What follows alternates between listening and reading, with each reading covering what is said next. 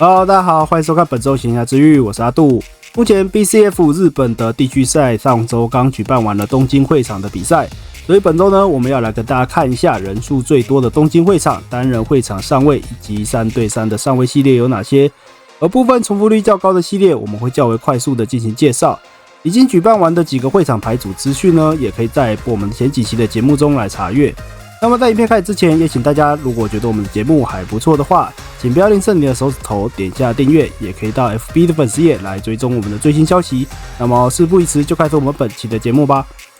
好的，现在画面上所看到的就是这一次东京会场的上位分布。这一次会场一共分为了4组，非常惊人的有15个不同的系列，非常精彩的一个成绩。那么接下来我们就先从单人会场的 A 组开始，一起来看看这一次的上位构筑内容吧。首先是 A 组，优胜是8开机轴的约会大作战。沉寂很久的前环境强权，在目前只剩下狂山还被限制的情况下，牌组系统仍然有足够的强度与现环境一拼。接着是准优胜4金砖4木门的 Benjin，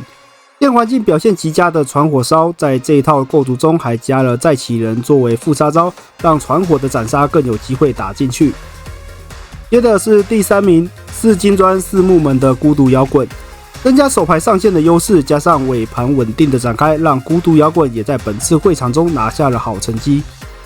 接着看到的是第4名4箭头4开机轴的偶像大师，然后的偶像大师在系统与展开上也获得了不少的强化，尾盘不论是弥生的逆压缩重置或是春香的烧伤都有不错的收尾效益。接着看到的是 B 组的部分，优胜是4双科4木门的 Hololive， 天使船长的性能本来就属于不错的那一轴，借着优秀的体质与展开，在即使目前各种强力效果辈出的环境中，依然能够表现得十分亮眼。接着是准优胜4门4金砖的摇曳露营，摇曳露营到目前为止的会场中一直都表现得非常亮眼，与金砖搭配的部分，不论是木门还是城门，都有拿下好成绩的记录。接着是第3名8开机轴的 LL 莲之空，开赛至今的热门系列，单人与3对3都有极为亮眼的成绩，强悍的回血与斩杀让这个系列几乎没有缺席任何会场的上位。接着是第4名4金砖4木门的 GGO， 多年后强化的 GGO 终于在东京会场发光发热，让人不禁佩服玩家的操作，以及恭喜这个许久不见的系列再一次拿下了优秀成绩。接下来看到的是 C 组的部分， C 组的优胜是8城门轴的间谍++9，体质非常优秀的一等夜尾，在前期能够让牌组资源顺利的累积，尾盘的连烧也是非常不错的联动。接着看到的是准优胜4金砖4城门的闪耀色彩，8开机轴被限之后，玩家也开始转向更多元的做法。这一套所选择的2等白赖硝烟的联动呢，能够非常快速的准备好能量与手牌，让尾盘的连烧有足够的资源去展开。接着是第3名7木门1城门轴的幸运逻辑，非常久没有看到的系列，在梅林被放出来之后，立刻拿下了上位，让玩家们也认识到了这张的梅林强大之处。当然，我们也相信是操作者的技术加上他最推的木谷社长为他带来的好运加起来，让他拿下了如此好的成绩。接着是第4名8开机轴的99奇妙冒险，这一套是透过前期体质与尾盘的多元杀招来进行展开的系统，能够依据情况调整战术，是弹性非常好的一个构筑。接下来是 D 组的优胜是8开机轴的必然航线，前期能够透过福山商城与奥古斯特拿下台面的优势，尾盘除了拍3台斯佩伯爵将军之外呢，也有德雷克与罗恩的击倒烧能够作为搭配来展开。接着是准优胜4金砖4木门的 Benjin， 接着是第3名1双科7城门的结缘干神神社，属于近期发售的系列，招积的1等与3等都有极强的资源效益，让牌组在3等展开的时候几乎不会缺资源来进行展开。接下来是第4名8木门轴的少女乐团呐喊吧，几乎不会缺手牌的系统，3等人菜与桃香的组合，让这一套的联动的尾盘有着不错的连续给伤来斩掉对手。好的，以上就是这一次东京会场单人上位的部分。这一次会场上位的情况跟前几个会场的情形完全不同。本来我们预期东京会场的系列会相对集中一些，但结果跟我们预期有着很大的落差。如此多元的结果也让人佩服玩家们的技术与对环境的对应。那么看完了单人赛，我们接下来要来看到的是3对3的部分。东京会场的3对3总共分为了2组，一共24副牌组，使用的系列是13种。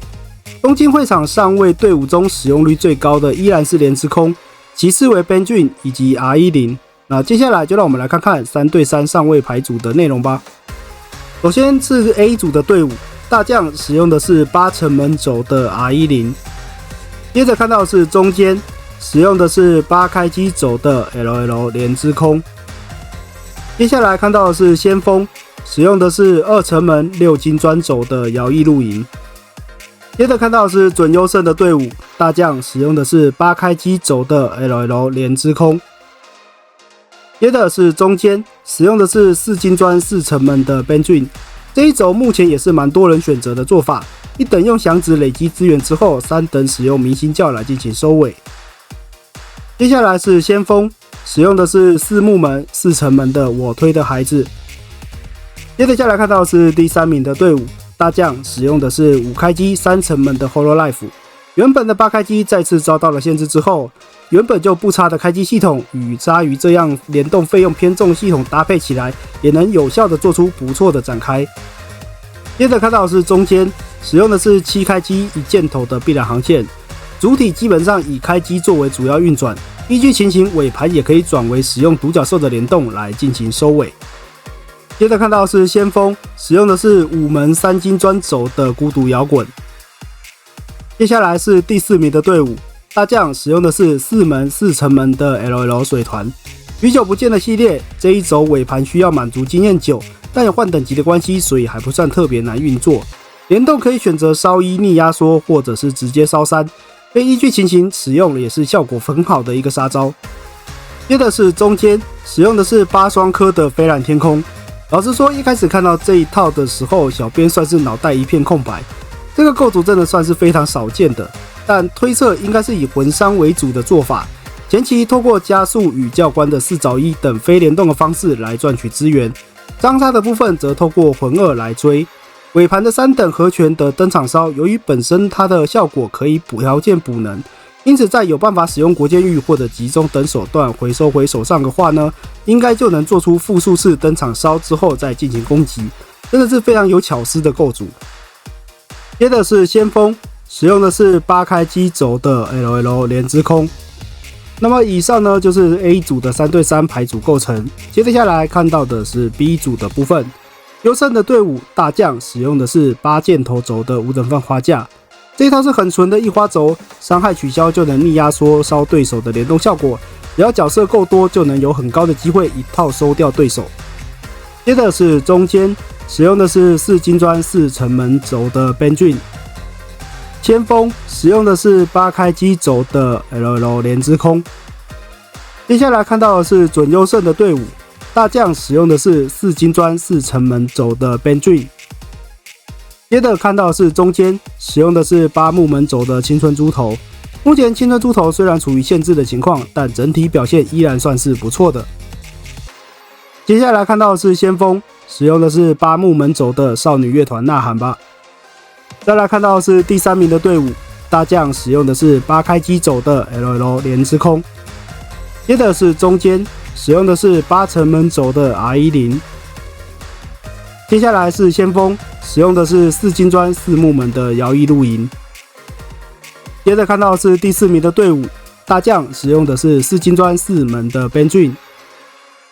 接着看到的是中间，使用的是8开机轴的 LL 莲之空。最后我们看到的是先锋，使用的是8城门轴的 R10。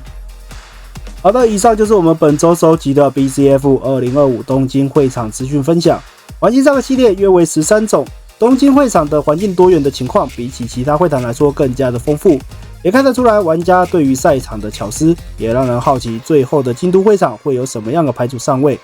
那么网络上有很多的牌组构成与参考，也希望大家透过众多的资料与本频道中获取些组牌的灵感。那如果大家有其他的想法或建议，也欢迎在留言区分享与交流。那我们本期的节目就到这边结束了，让我们下期再见，拜拜。